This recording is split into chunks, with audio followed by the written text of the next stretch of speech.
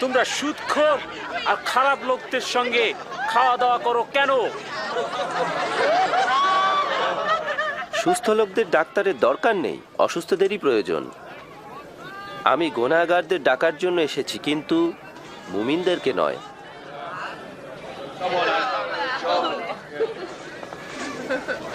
আমরা বেহেশতের বিষয়ে আরো শুনতে চাই। আরো কিছু জানার আছে কি? ভয় করো না ছোট্ট মেষের দল, তোমাদের পিতার ইচ্ছা এই যে তিনি সেই রাজ্য তোমাদেরকে দেবেন। তোমাদের বিষয় সম্পত্তি বিক্রি করে গরিবদেরকে তা দান করে দাও। যে টাকার থলি পুরনো হয় না তা নিজের জন্য রেখে দাও, আর বেহেশতে ধন জমা করো যা কখনো শেষ হয় না, কারণ চোর সেখানে ঢুকতে পারে না, পোকারাও তা নষ্ট করতে পারে না। তোমাদের ধন যেখানে, মনও সেখানে থাকবে।